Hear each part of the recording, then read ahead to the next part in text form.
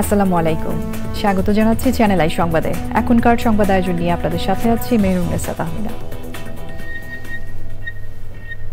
বিস্তারিত সংবাদের শুরুতে জানিয়ে দিচ্ছি ফ্রেশ আটা ময়দা সুজি সংবাদ শিরোনামগুলো।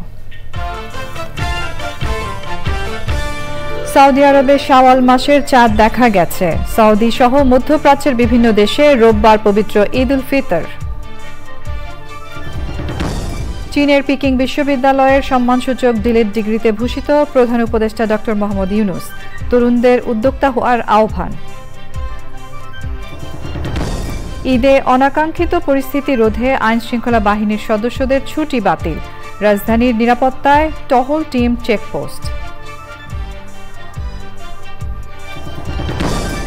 অনির্দিষ্টকালের জন্য নির্বাচন পিছিয়ে দিলে মানুষ মেনে নেবে না বললেন মির্জা ফখরুল। জনগণের স্বার্থ রক্ষা না হলে আবারও মাঠে নামার হুঁশিয়ারি। বরিশালে দুস্থদের জন্য প্রকৃতি ও জীবন ক্লাবের নিত্যপণ্য সরবরাহ। মানবিক সহায়তা কার্যক্রমের প্রশংসায় বিশিষ্টজনেরা।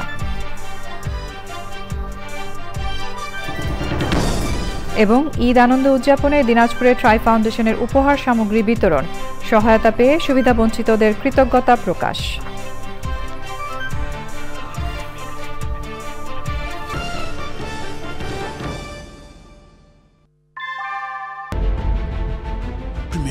Inbuilt German technology, Bangladesh's first Thermix rod, Salam Steel Thermax. সংবাদ শিরোনামগুলো জানাচ্ছিলাম। এখনকার এই সংবাদ আয়োজন একই সঙ্গে চ্যানেল আই এর ইউটিউব চ্যানেলে এবং চ্যানেল আই এর ওটিটি প্ল্যাটফর্ম আই স্ক্রিনে লাইভ স্ট্রিম হচ্ছে। এবার যাচ্ছে বিস্তারিত প্রসঙ্গে। সৌদি আরবে 1446 হিজরি সনের পবিত্র শাওয়াল মাসের চাঁদ দেখা গেছে। সৌদি আরব সহ মধ্যপ্রাচ্যের বিভিন্ন দেশে রোববার পবিত্র ঈদ উল ফিতর উদযাপিত হবে। সৌদি গেজেট জানিয়েছে সন্ধ্যার পরে নতুন চাঁদ দেখা যাওয়ায় দেশটির সর্বোচ্চ কর্তৃপক্ষ ঈদের দিন ঘোষণা করে। সৌদি আরবের সঙ্গে সংযুক্ত আরব আমিরাত সহ মধ্যপ্রাচ্যের বিভিন্ন দেশ একই দিনে ঈদ উদযাপন করবে। বাংলাদেশে ঈদের তারিখ নির্ধারণে রোববার সন্ধ্যায় বৈঠকে বসবে জাতীয় চাঁদ দেখা কমিটি। দেশের শাওয়াল মাসের চাঁদ দেখার সংবাদ পর্যালোচনা করে কমিটি ঈদের তারিখ ঘোষণা করবে। প্রধান উপদেষ্টা অধ্যাপক ডক্টর মোহাম্মদ ইউনুসকে সম্মানসূচক ডক্টরেট ডিগ্রি দিয়েছে চীনের ঐতিহ্যবাহী পিকিং বিশ্ববিদ্যালয়। সম্মাননা গ্রহণ করার পর ভাষণে অধ্যাপক ইউনুস তরুণদের উদ্যোক্তা হওয়ার আহ্বান জানান। বাংলাদেশের উন্নয়নে দারিদ্র্য বড় বাধা বলে মনে করেন শান্তিতে নোবেলজয়ী এই অর্থনীতিবিদ। মোস্তফা মল্লিকের রিপোর্ট। চীনের দ্বিতীয় প্রাচীনতম বিশ্ববিদ্যালয় হচ্ছে পিকিং বিশ্ববিদ্যালয়। প্রতিষ্ঠিত হয় 1898 সালে। বিশ্বের সেরা বিশ্ববিদ্যালয়গুলোর মধ্যে অন্যতম এটি। প্রধান উপদেষ্টা অধ্যাপক ডক্টর মোহাম্মদ ইউনুসকে সম্মানসূচক ডিলিট ডিগ্রিতে ভূষিত করেছে বিশ্ববিদ্যালয়টি। প্রধান উপদেষ্টা বলেন, লেখাপড়া শেষে ভালো চাকরি প্রতিটি তরুণের স্বপ্ন। তবে চাকরির চেয়ে উদ্যোক্তা হতে শিক্ষার্থীদের পরামর্শ দেন তিনি। প্রত্যেকটি নাগরিকের অধিকার আছে ভালো প্রতিষ্ঠানে লেখাপড়া করে ডিগ্রি নিয়ে চাকরির বাজারে প্রবেশ করার। তবে চাকরি একটি ভুল ধারণা। চাকরি সৃজনশীলতাকে নষ্ট করে। উদ্যোক্তা হয়ে কাজ শুরু করা তরুণদের জন্য অনেক বেশি লাভজনক ও স্বাধীনতাপূর্ণ। তরুণদের শক্তি উল্লেখ করে অধ্যাপক ইউনুস বলেন, বাংলাদেশের তরুণরা এখনো যুদ্ধ করে যাচ্ছে। বাংলাদেশের উন্নয়নের জন্য দেশের অসংখ্য তরুণ যুদ্ধ করে যাচ্ছে। দেশের মানুষ গরিব কারণ অর্থনৈতিক ব্যবস্থা তাকে দমন করে রেখেছে। বাংলাদেশের জনগণের সকল সমস্যার মূলে এই দারিদ্রতা। বাংলাদেশে দারিদ্র্য দূর করাই অন্তর্বর্তী সরকারের অগ্রাধিকারের বিষয় বলে মন্তব্য করেন ডক্টর ইউনুস। এখান থেকে দারিদ্র্য দূর করাই প্রধান অগ্রাধিকার। তবে সামনে এগিয়ে যাওয়ার পথে অসংখ্য বাধা রয়েছে, যা কাটিয়ে উঠতে দেশের উন্নয়নে সব নাগরিকের অংশগ্রহণ দরকার। চীন ও বাংলাদেশি শিক্ষার্থীদের বিভিন্ন প্রশ্নের উত্তর দেন অধ্যাপক ডক্টর মোহাম্মদ ইউনুস। লক্ষ্য স্থির রেখে তরুণদের এগিয়ে যাওয়ার তাগিদ দেন তিনি। চীনে 4 দিনের সফরে আন্তর্জাতিক সম্মেলনের পাশাপাশি চীনের প্রেসিডেন্ট, মন্ত্রী, প্রতিষ্ঠান প্রধান ও শীর্ষস্থানীয় উদ্যোক্তাদের সঙ্গে বৈঠক করেন অধ্যাপক ইউনুস। সফরে বাংলাদেশে ব্যবসা ও বিনিয়োগের অনুকূল পরিবেশের বার্তাটি পৌঁছে দিয়েছেন প্রধান উপদেষ্টা।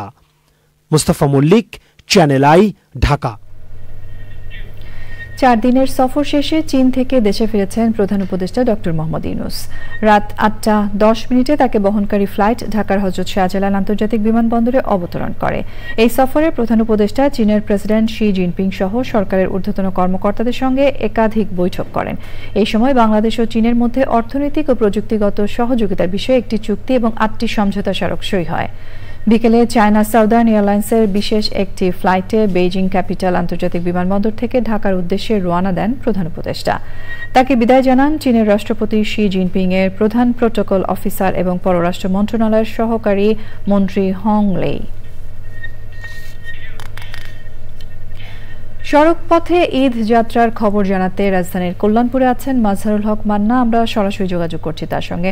মান্না, কল্যাণপুরে ঘরমুখো মানুষের চাপ কেমন দেখছেন এবং বাস কি সময় মতো গন্তব্য থেকে ছেড়ে যাচ্ছে, আমাদেরকে জানাবেন।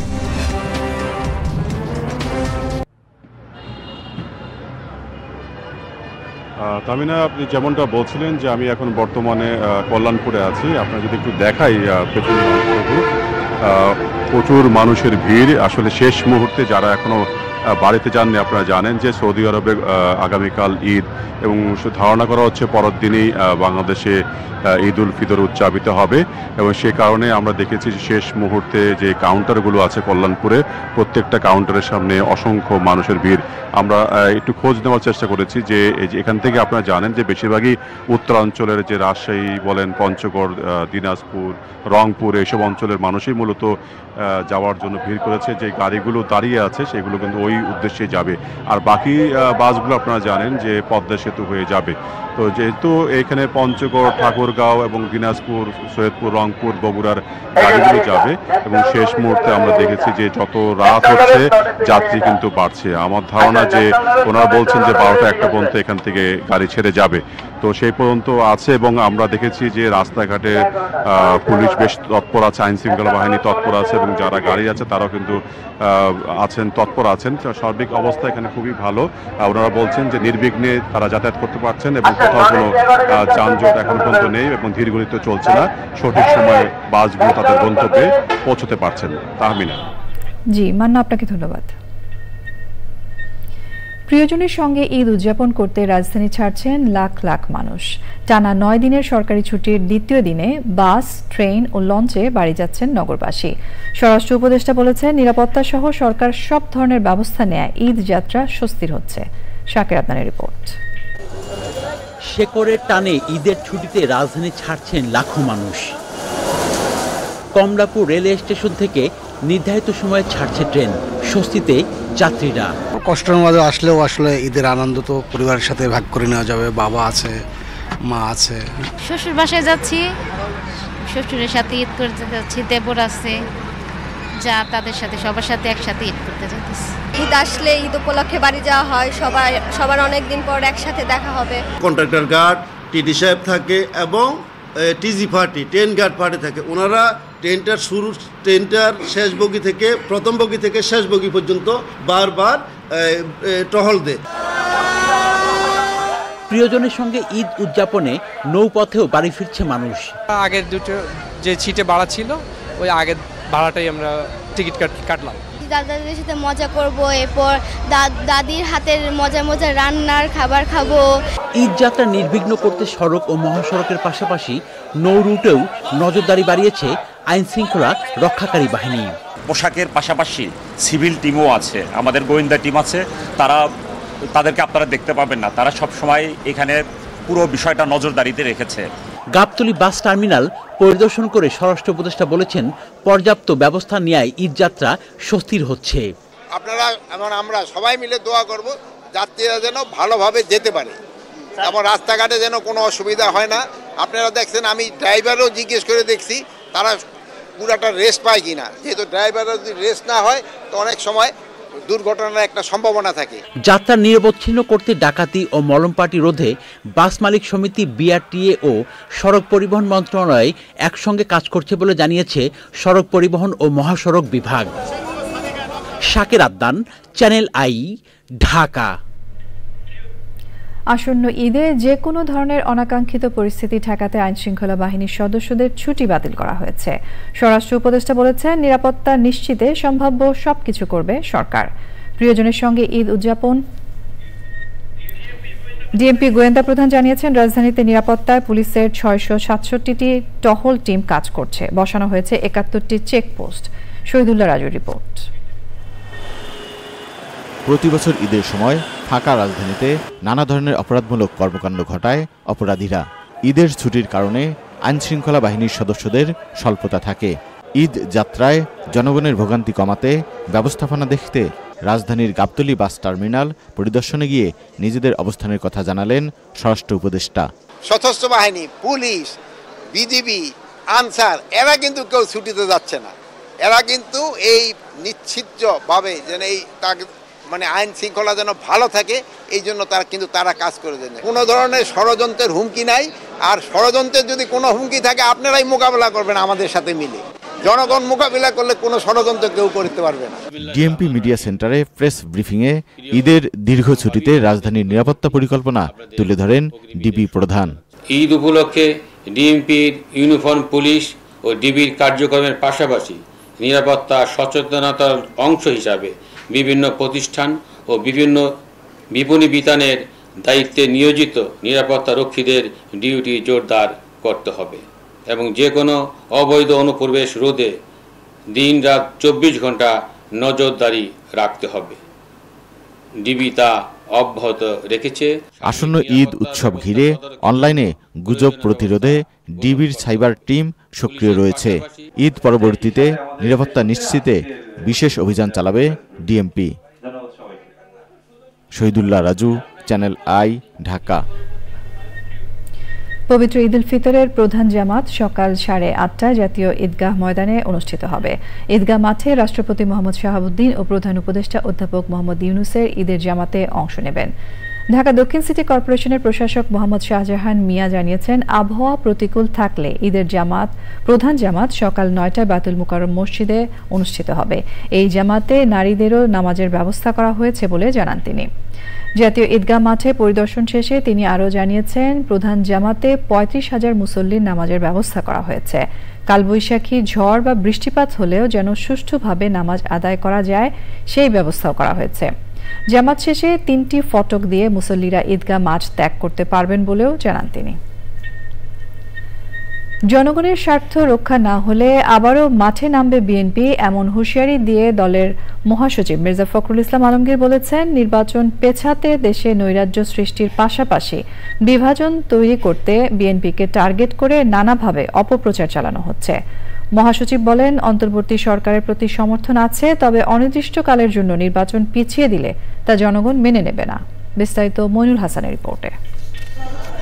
বিএনপির ভারপ্রাপ্ত চেয়ারম্যান তারেক রহমানের পক্ষ থেকে রাজধানী বেড়াইদে ঈদ উপহার বিতরণ অনুষ্ঠানে ঢাকা মহানগর উত্তর বিএনপির আহ্বায়ক আমিনুল হক বলেন, বিচার ও সংস্কারের নামে নির্বাচন পেছানোর অপচেষ্টা চলছে। আমরা সমাজের একজন নাগরিক হিসেবে আমাদের দায়বদ্ধতা থেকে আমরা মন থেকে এই সাধারণ মানুষগুলোর পাশে গিয়ে দাঁড়ানোর চেষ্টা করছি। অনুষ্ঠানে বিএনপির মহাসচিব বলেন, অন্তর্বর্তী সরকারের প্রধান কাজ লেভেল প্লেইং ফিল্ড তৈরি করে দ্রুত নির্বাচনের ব্যবস্থা করা।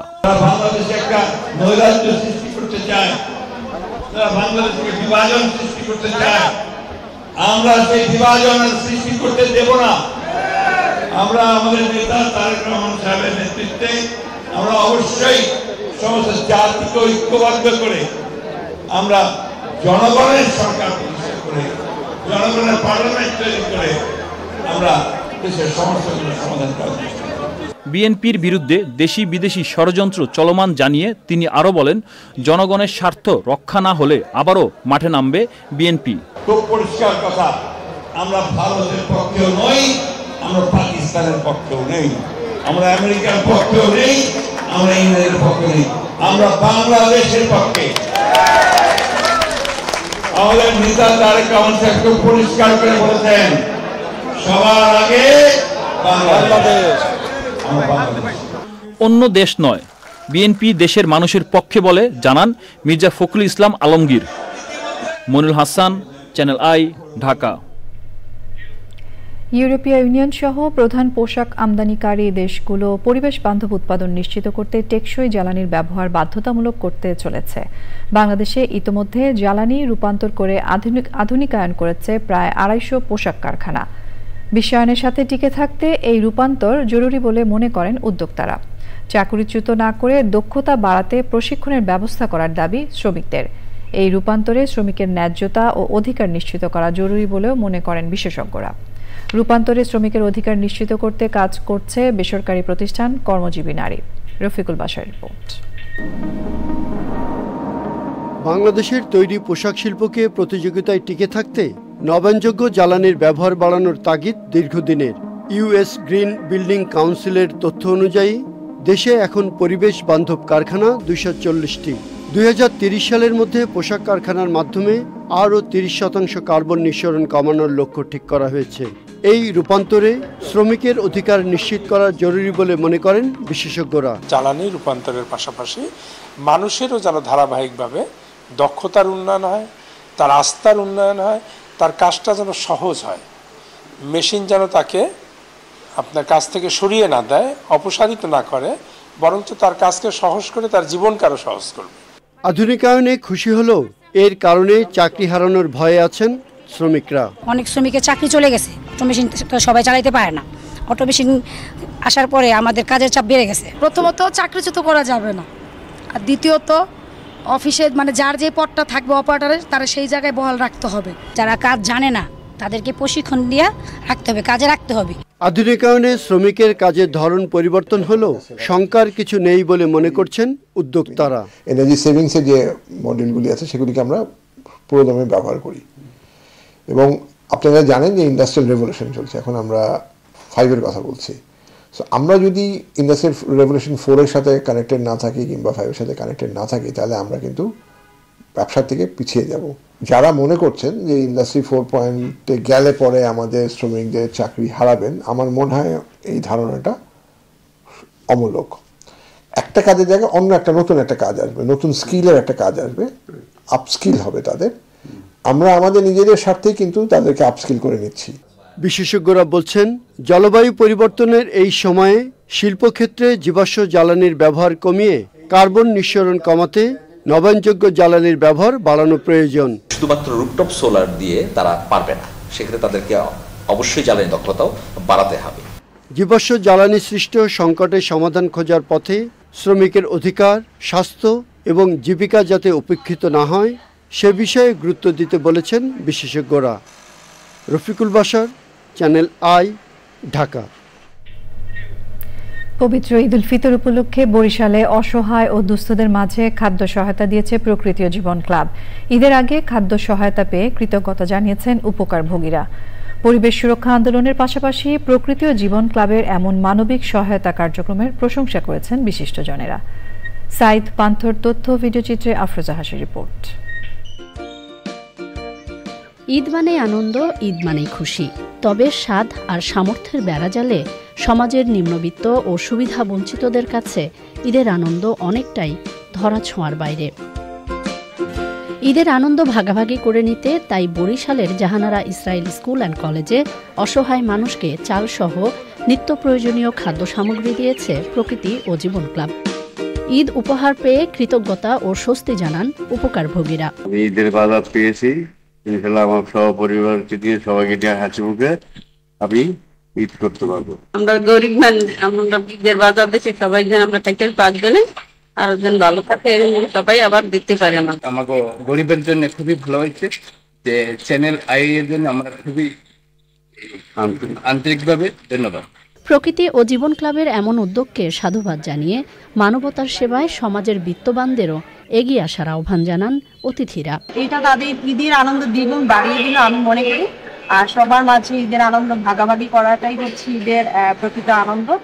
এটা খুবই ভালো একটা উদ্যোগ। যারা বিত্তবান ব্যক্তি রয়েছেন, সংস্থা রয়েছেন, তাদেরকে আমি আপনাদের মাধ্যমে অনুরোধ জানাবো যার যার সামর্থ্য অনুযায়ী মানুষজনের মধ্যে ঈদের আনন্দ ভাগাভাগি করা। ঈদের খুশি ভাগাভাগির জন্য সাধারণ মানুষের মধ্যে ঈদ সামগ্রী উপহার বিতরণকে স্বাগত জানাই এবং প্রকৃতি ফাউন্ডেশনকে ধন্যবাদ জানাই। ভবিষ্যতেও অসহায় দুস্থ মানুষের পাশে থাকার প্রত্যয় আয়োজকদের। যারা এই অঞ্চলের অত্যন্ত দরিদ্র, তাদের যারা লজ্জায় হাত পাততে পারে না, তাদেরকে আমরা টার্গেট করে সামান্য ঈদ উপহার দিয়েছি। আমরা ঈদ সামগ্রী বিতরণ করেছি প্রকৃতি জীবন ক্লাবের মধ্য দিয়ে, এবং আমরা ভবিষ্যতে সামনেও মানুষের আত্মমানবতার সেবায় আমরা প্রকৃতি জীবন ক্লাব সচেষ্ট আছি।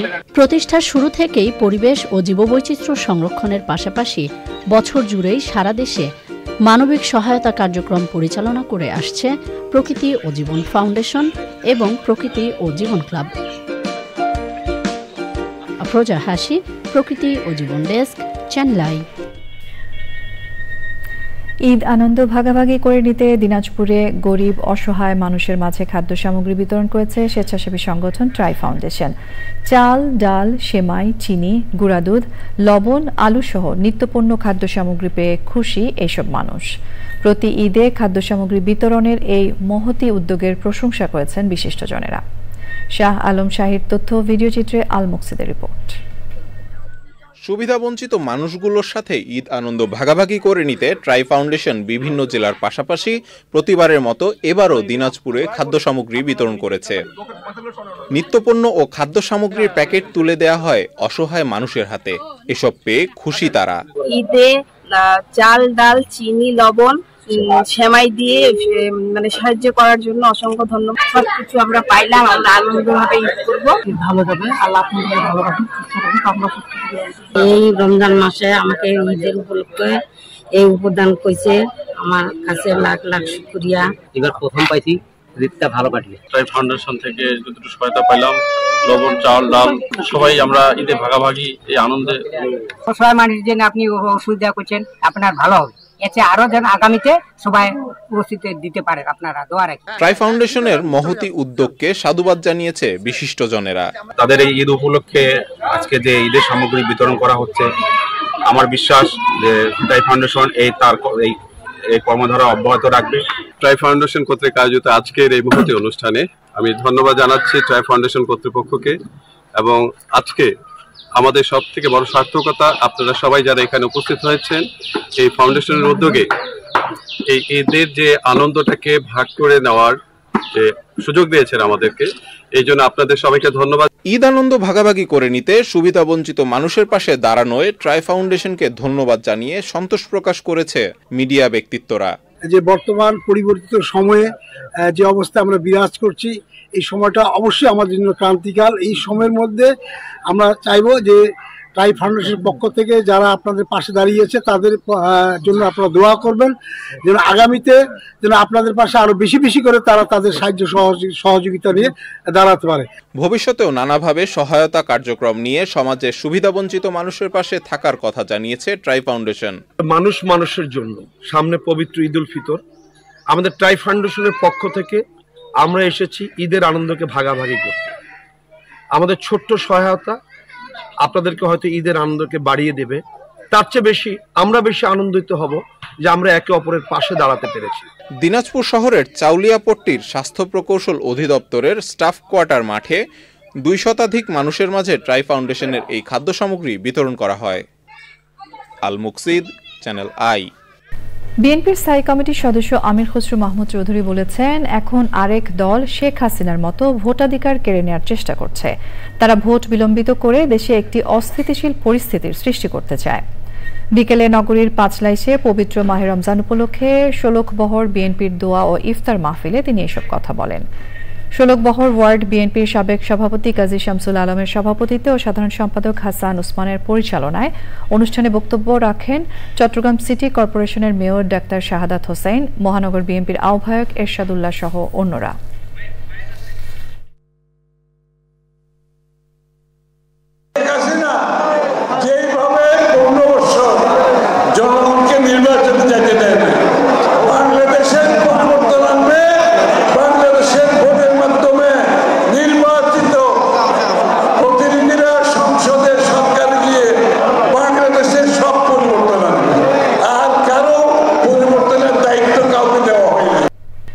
স্বাধীনতার চেতনার সঙ্গে পরিবেশ রক্ষার আহ্বান এক সূত্রে গাঁথতে অন্তর্জালে মুক্তি পেল প্রকৃতি ও জীবন মিউজিক ক্লাবের থিম সং সবুজের আহ্বান।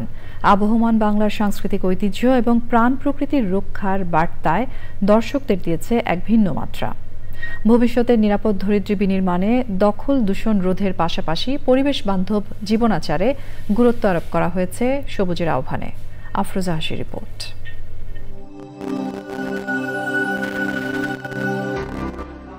মার্চ মানেই মহান স্বাধীনতা দিবস, বাঙালির আত্মত্যাগ, সংগ্রাম ও বিজয়ের প্রতীক।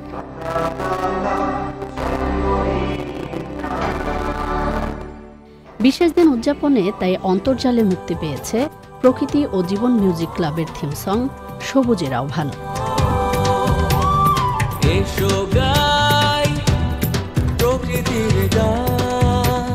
খন্দকার হাসনাত করিম পিন্টুর কথায় গানের সুর ও সঙ্গীত আয়োজন করেছেন তানভীর তরি। সহকারী সুর ও সঙ্গীতে রয়েছেন সাফরিনা।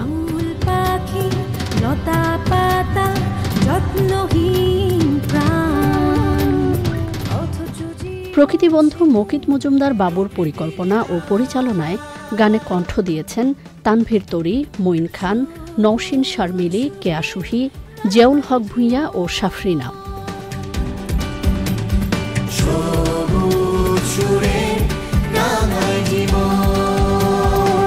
প্রকৃতি প্রেম আর সবুজের জয়গানে গানটি মনে করিয়ে দেয় স্বাধীনতার লড়াই যেমন অস্তিত্ব রক্ষার আন্দোলন, তেমনি প্রকৃতি সুরক্ষা নিশ্চিত করাও নতুন প্রজন্মের সংগ্রাম।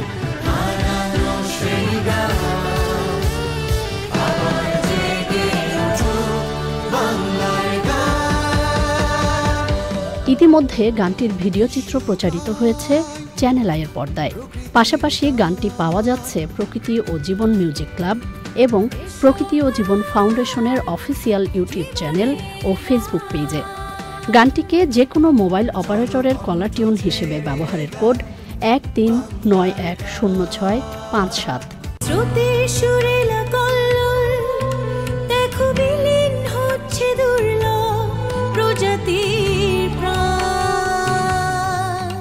সুন্দর প্রকৃতিতে গড়ি সুস্থ জীবন স্লোগানে প্রকৃতি ও পরিবেশ সংরক্ষণের বহুমুখী উদ্যোগ নিয়ে 2009 সালে প্রতিষ্ঠিত হয় অলাভজনক প্রতিষ্ঠান প্রকৃতি ও জীবন ফাউন্ডেশন। আর সঙ্গীতের মাধ্যমে পরিবেশ ও সংস্কৃতি সংরক্ষণের উদ্দেশ্যে সবুজ সুরে রাঙাই জীবন স্লোগানে 2024 সালের 1 জুলাই প্রতিষ্ঠিত হয় পিওজে মিউজিক ক্লাব। বিভিন্ন সাংস্কৃতিক কর্মকাণ্ডের মাধ্যমে সুস্থ সংস্কৃতি চর্চা ও পরিবেশ বিষয়ে গণসচেতনতা সৃষ্টিতে কাজ করছে সংগঠনটি।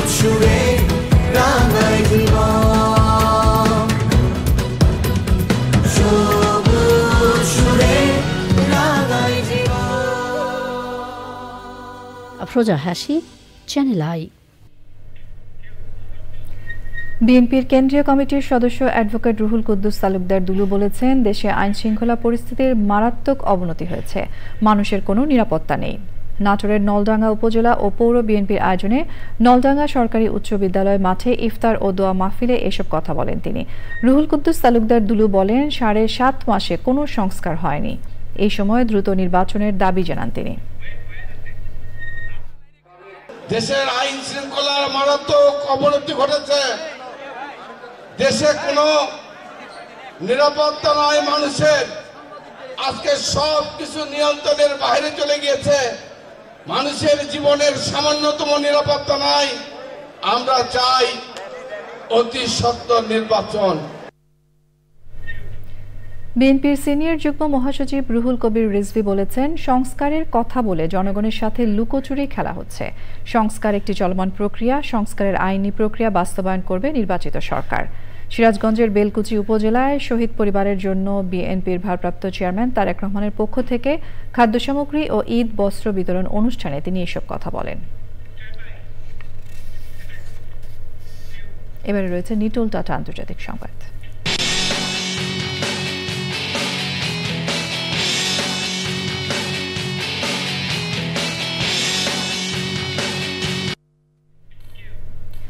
মিয়ানমারে শক্তিশালী ভূমিকম্পে মৃতের সংখ্যা বেড়ে 1644 জনে দাঁড়িয়েছে।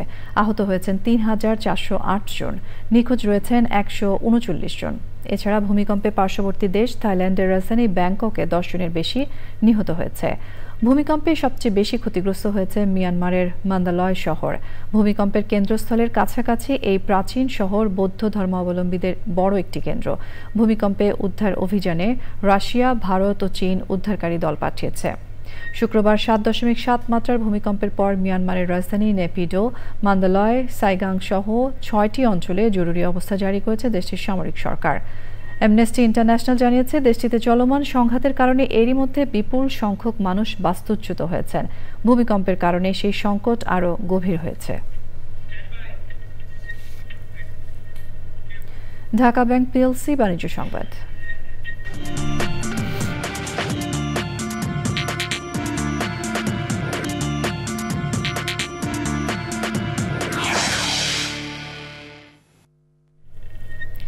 ঈদের আগে আরেক দফা বাড়ল স্বর্ণের দাম। এবার ভরি প্রতি দাম বেড়েছে ১,৯০১ টাকা। এতে 22 ক্যারেটের এক ভরি স্বর্ণের দাম দাঁড়াবে ১,৫৮,০০০ টাকা। বাংলাদেশ জুয়েলার্স সমিতি বাজুস শুক্রবার রাতে সংবাদ বিজ্ঞপ্তিতে স্বর্ণের দাম বাড়ার কথা জানায়। নতুন দাম এরই মধ্যে কার্যকর হয়েছে। প্রিয়জনের সঙ্গে ঈদ উদযাপনে দক্ষিণাঞ্চলে যাচ্ছেন লাখো মানুষ। শেষ মুহূর্তে যাতায়াতে যুক্ত হয়েছে বাস ও লঞ্চ সহ কয়েক হাজার পরিবহন। ঈদের ছুটিতে পরিবহন সহ সার্বিক নিরাপত্তায় পর্যাপ্ত ব্যবস্থা নেয়ার কথা জানিয়েছেন সংশ্লিষ্টরা। চট্টগ্রাম মহানগরের জলাবদ্ধতা নিরসনে বিরজা খাল খননের উদ্যোগ নিয়েছে জামায়াতে ইসলামী। এ উপলক্ষে খালটি পরিদর্শন করেন দলের নেতৃবৃন্দ ও চট্টগ্রাম সিটি কর্পোরেশনের ঊর্ধ্বতন কর্মকর্তারা। এপ্রিলে স্বেচ্ছাশ্রমে খালটি খনন করবে জামায়াতে ইসলামী। মহানগরের জলাবদ্ধতা নিরসন সহ প্রাণ প্রকৃতি রক্ষায় পর্যায়ক্রমে সব খাল খনন করা হবে বলে জানিয়েছেন মহানগর জামায়াতের আমির শাহজাহান চৌধুরী। এ পর্যায়ে জানিয়ে দিচ্ছি দেশের 8 বিভাগের 29 রমজানের সেহরি ও ইফতারের সময়সূচি। ঢাকায় সেহরির শেষ সময় 4:35, ইফতার 6:14। চট্টগ্রামে সেহরির শেষ সময় 4:30, ইফতার 6:09। রাজশাহীতে সেহরির শেষ সময় 4:42, ইফতার 6:21। খুলনায় সেহরির শেষ সময় 4:38, ইফতার 6:17। বরিশালে সেহরির শেষ সময় 4:36, ইফতার 6:15। সিলেটে সেহরির শেষ সময় 4:29, ইফতার 6:08। রংপুরে সেহরির শেষ সময় 4:41, ইফতার 6:20 এবং ময়মনসিংহে সেহরির শেষ সময় 4:33, ইফতার 6:16। সংবাদ শেষ করব ফ্রেশ আটা ময়দা সুজি সংবাদ শিরোনামগুলো আরো একবার জানিয়ে দিয়ে। সৌদি আরবে শাওয়াল মাসের চাঁদ দেখা গেছে। সৌদি সহ মধ্যপ্রাচ্যের বিভিন্ন দেশে রোববার পবিত্র ঈদ উল ফিতর। চীনের পিকিং বিশ্ববিদ্যালয়ের সম্মানসূচক ডিলিট ডিগ্রিতে ভূষিত প্রধান উপদেষ্টা ডক্টর মোহাম্মদ ইউনূস। তরুণদের উদ্যোক্তা হওয়ার আহ্বান। অনির্দিষ্টকালের জন্য নির্বাচন পিছিয়ে দিলে মানুষ মেনে নেবে না বললেন মির্জা ফখরুল। জনগণের স্বার্থ রক্ষা না হলে আবারও মাঠে নামার হুঁশিয়ারি। বরিশালে দুস্থদের জন্য প্রকৃতি ও জীবন ক্লাবের নিত্যপণ্য সরবরাহ। মানবিক সহায়তা কার্যক্রমের প্রশংসায় বিশিষ্টজনেরা। স্বাধীনতার চেতনার সঙ্গে পরিবেশ সুরক্ষায় অন্তর্জালে মুক্তি পেল প্রকৃতি ও জীবন মিউজিক ক্লাবের থিম সং সবুজের আহ্বান। সাংস্কৃতিক ঐতিহ্য ও প্রাণ প্রকৃতি রক্ষার বার্তা। এবং ঈদ আনন্দ উদযাপনে দিনাজপুরে ট্রাই ফাউন্ডেশনের উপহার সামগ্রী বিতরণ। সহায়তা পেয়ে সুবিধা বঞ্চিতদের কৃতজ্ঞতা প্রকাশ।